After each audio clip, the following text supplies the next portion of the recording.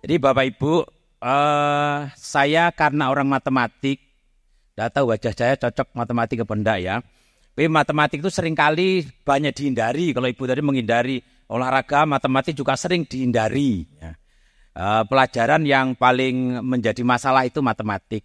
Jadi mikirnya begini, saya dulu sebenarnya pertama itu konsentrasi di matematik murni. Ketika S2 matematik murni itu sempat menghasilkan 12 teorema. Jadi saya S2 itu menghasilkan 12 teori di S2. Teori yang bikinannya sendiri. Tapi ketika S3 hanya mampu membuat 3. Ya, 3 saja teori. Nah, tapi terus akhirnya saya kembangkan ada nanti beberapa yang saya paparkan di sini. Baik, belajar matematik itu apa sebenarnya? Belajar matematik itu untuk mengembangkan mikirnya siswa. Itu aja sebenarnya konteksnya. Kenapa belajar matematik? Karena orang matematik sering dolok-dolok kan. Masa hari ini ketemu X-nya 3, besok sudah berubah X-nya. Ketemunya 5 gitu ya. Oh, itu jadi olok-olokan orang lain. Orang matematik tiap hari yang cari hanya X dan Y. Dan itu sekarang ketemu sekian, besok berubah gitu ya. Itu ya, tapi sebenarnya esensinya bukan mencari X dan Y, tapi mengembangkan berpikirnya siswa. Ada satu riset yang menarik, selalu saya utarakan ini. 2 kelompok tikus ditaruh di 2 kandang berbeda. Tikus di kandang 1 serba dimanjakan. Tikus di kandang kedua diberikan tantangan, makanan digantung. Untuk bisa mencapai kemakanan, melompat, menggigit, dapat sedikit, jatuh. Terus eksperimen dilakukan dalam 2 bulan. Apa yang terjadi? Ternyata tikus yang diberi tantangan ini, itu sel dendritnya berkembang 200 kali lipat dari tikus yang dimanjakan. Artinya apa? Ngajar itu konteksnya sebenarnya memberi tantangan. Sel dendrit itu kan sel penopang kecerdasan ya Bu ya. Bukan tahu, kalau saya kan tidak tahu. Pokoknya untuk menopang kecerdasan. Bayangkan kecerdasannya meningkat 200 kali lipat gara-gara diberi tantangan. Ngajar itu sebenarnya ranahnya adalah memberi tantangan kepada siswa kita atau mahasiswa kita. Makanya para mahasiswa kalau diberikan tugas banyak itu sebenarnya harus disyukuri. Karena saudara diberi tantangan oleh dosennya. Gitu ya, itu ranahnya ke sana.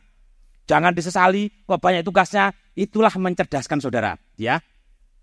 Nah, bagaimana? Jadi harus menyediakan tantangan, aktivitas yang menantang, itu yang penting. Kalau sudah menjadi disediakan yang menantang, harapan cerdas menjadi orang yang kritis, kreatif, komunikatif, dan pemecah masalah. Hanya itu orang yang akan sukses menghadapi tantangan global. Ini ranahnya belajar matematik hanya itu. Jadi menopang kecerdasannya murid kita. Nah itu ya, lanjut Mas. Nah, berikutnya, karena saya tadi mendalami matematik, kemudian berpindah ke pendidikan matematik, ini yang di matematik itu sangat berbeda dengan pendidikan. Kalau matematik itu benar-benar berpikirnya deduktif. Kalau di pendidikan matematik banyak induktif. Lanjut Mas, lanjut aja. Ini contoh tadi teorema yang saya buat antara lain. Lanjut aja Mas, yang berikutnya aja teorema aja. Ini 5 juga teorema, tapi kecil ya. Misalnya ini, untuk sembarang MN lebih dari sama dengan 6, M kali N genap, maka ada perjalanan kuda terstruktur pada papan ini. Ini ukurannya terserah, pokoknya M kali N, N-nya harus lebih dari 6, perkaliannya genap. Mau 1 miliar, terserah, itu deduktif. Buktinya hanya sederhana, ya ini buktinya. Buktinya hanya ini aja. Buktinya hanya sekian ini untuk menjamin deduktif bahwa berlaku untuk semua N asalkan MN-nya lebih dari 6. Ini contoh teorema kalau kita berpikir matematik deduktif. Ini teori yang saya buat dulu. Lanjut, Mas. Contoh yang kedua, misalnya ini. Ini maksudnya apa sebenarnya? Kalau kita menjalankan kuda, papan catur itu kuda, dari pojok atas kiri itu, semua tempat akan dilalui sekali dan dijamin pasti kembali ke tempat semula. Itu dijamin udah. Dengan teori ini, bukti ini dijamin mulai dari pojok kiri atas, setiap tempat dilalui sekali dan dijamin pasti kembali ke tempat semula. itu berpikir matematik. Teori yang saya bangun dulu seperti ini. Jadi ini kebetulan hanya papannya 36 kali 36. Ini mau 1 miliar, 1 berapapun terserah. Dijamin dengan bukti ini. Ini berpikir deduktif. Dulu saya seneng itu mikir, gini seneng dulu, sekarang sudah enggak. Lanjut ya. Nah itu Mas ya. Kenapa tidak? Karena saya berubah ya, berpikir, oh ini pendidikan matematik kayaknya perlu dikembangkan juga ya. Karena dulu saya menghasilkan 12 teorema itu, makanya saya boleh lulus sebelum waktunya. Waktu di S2 dulu. Jadi S2 tidak sampai 3 semester sudah lulus dulu ya. Tapi dulu itu masa lalu aja. Nah, apa yang saya kembangkan di pendidikan matematik? Saya membuat yang pertama itu teori terkait dengan penalaran kovariasi semu. Mendapat 3 teori. Kemudian ada teori kesalahan konstruksi. Terus ada kalau sudah salah, siswa sudah salah, misalnya 1/3 tambah 1/3 2/6, gimana sekarang memperbaiki kesalahan berpikir ini? Itulah yang disebut sebagai defragmentasi. Didefrag dulu, kayak komputer, kalau salah harus tempatnya di filenya dirubah. Lah itu defragmentasi, teori defragmentasi ini. Teori kesalahan konstruksi ada 4, teori defragmentasi juga ada 4. Ini pengembangan dari teori berpikir Sudo itu. Lanjut Mas. Nah ini digunakan untuk mengembangkan pembelajaran matematik tadi itu. Ya. Nah ini teori yang pertama. Teori apa yang saya hasilkan? Teori pertama ini saya gunakan, teori ini saya kembangkan dengan berlandaskan teori Piaget tentang asimilasi akomodasi. Asimilasi itu kayak apa? Di kanan itu ada. Jadi ada cerita, ini dulu pernah disampaikan di Korea itu, menurut mereka gambaran asimilasi akomodasi itu baru. Ada mahasiswa saya yang mempresentasikan di sana, saya kebetulan disuruh sana tidak bisa pas nangani proyek di sini dulu. Begitu di Korea disampaikan itu, menurut mereka baru. Akhirnya diundang ke Jepang, kemana, hanya mempresentasikan kanan atas itu. Lah itu dasar saya untuk membuat teori ini. Teori yang pertama, yang saya sebut sebagai ketidaklengkapan substruktur berpikir dalam proses konstruksi. Jadi ceritanya itu, masalahnya itu yang kiri struktur masalah ini kompleks, tapi yang dimiliki itu hanya sederhana. Yang kanan atas itu karena tidak ada ininya ya sudah ya. Yang ini ya gak cocok, tapi sudah digunakan, akhirnya salah. Tapi sebenarnya ini bukan karena dia tidak bisa, tapi karena dia pokoknya biasanya gini lakukan. Prosedural saja yang dilakukan, akhirnya salah. Setelah refleksi bisa memperbaiki, akhirnya memperoleh jawaban benar. Itu yang pertama, teori pertama. Teori kedua itu saya sebut kesalahan struktur berpikir, substruktur berpikir karena sudah melalui akomodasi. Jadi siswa itu sadar masalahnya kompleks. Saya harus mestinya gini, diinterpretasi dulu dalam pikirannya, berubah menjadi yang itu belum cocok, tapi sudah digunakan. Salah, refleksi menjadi benar. Teori yang ketiga itu sebenarnya dia sudah punya pengetahuan itu, tetapi yang digunakan untuk menyelesaikan justru pengetahuan lain. Akhirnya salah. Itu teori yang ketiga. Jadi ada 3 teori ini yang pertama saya buat terkait dengan penalaran kovariasi. Lanjut Mas. Oke. Nah, berikutnya saya mengembangkan yang namanya model kreatif. Saya itu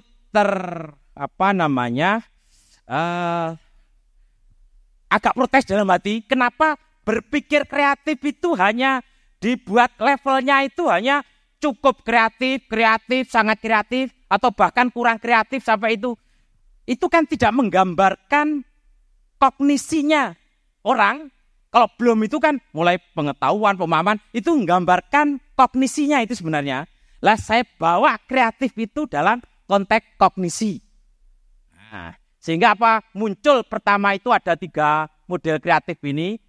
Meniru itu kreatif loh. Ada negara itu yang pandai meniru, matahari aja ditiru. Wah, itu ada kan?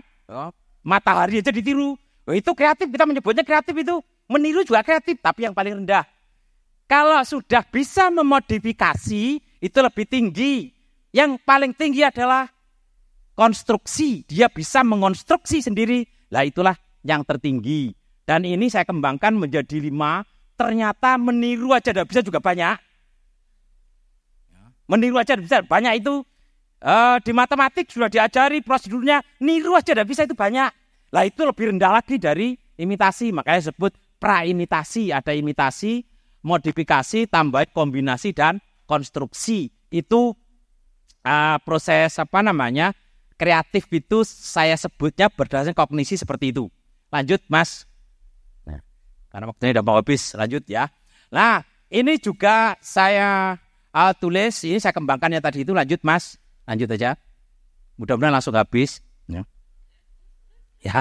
Lah, misalnya ini, bagaimana sekarang penalaran itu dikembangkan supaya murid kita itu tambah cerdas, tetapi tidak hanya dibatasi pada prosedur saja.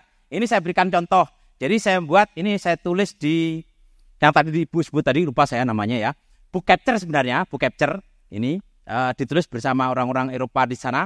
Lah, diubah, kalau biasanya murid kita itu disuruh jawab soal 14 kurang 7 kurang 12 sama titik-titik, diubah.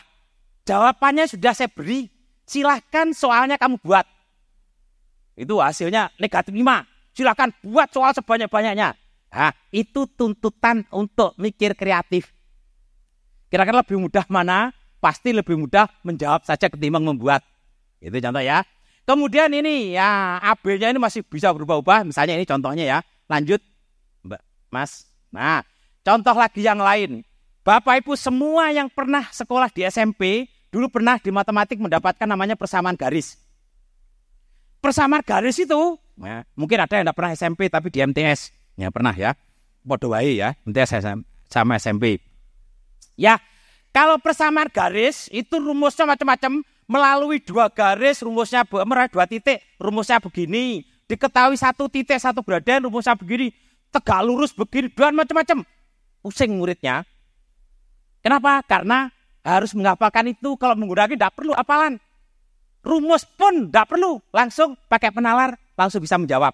Dengan dikembangkan pola ini. Misalnya ini, buatkan persamaan garis yang sejajar dengan 2X kurang 3, Y sama 2 kurang 3. Silakan sebanyak-banyaknya. Nanti akan dia tahu, oh kalau gradiennya 2, mesti Y sama dengan 2X.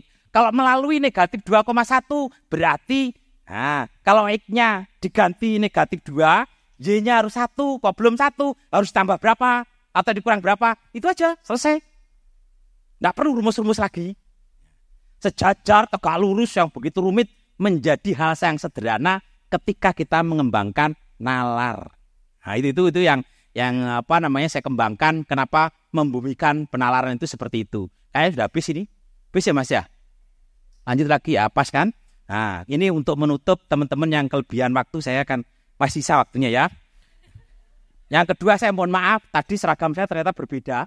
Ya, saya itu tidak hafal seragamnya di sini. Senin apa, Selasa apa, Rabu apa, tidak hafal ya. Tidak usah diinterpretasi kenapa tidak hafal. Pokoknya tidak hafal saya. Ya, apa karena ya pokoknya Senin apa salah tidak hafal saya. Makanya seragam saya selalu berbeda dengan Bapak Ibu yang lain karena tidak hafal saja. Kadang waktunya putih kok jadi batik, saya bilang ini sebenarnya putih, tapi sudah berubah gitu. Awalnya putih, tapi sudah berubah, gitu aja. Sederhananya begitu. Terima kasih, mohon maaf kalau ada kekurangan. Suara saya itu memang keras, ya. Saya sering jadi masalah suara keras itu. Saya ngajar di gedung ini, gedung sebelah terganggu, itu Bu. Gedung fisika itu Bu sering protes ke saya, suaranya Pak Banji ganggu itu katanya gitu, ya. Ya tidak apa, itu karena masih kecil dulu sering nangis. Makanya suara saya jadi keras. Terima kasih. Assalamualaikum warahmatullahi wabarakatuh. Waalaikumsalam warahmatullahi wabarakatuh. Luar biasa.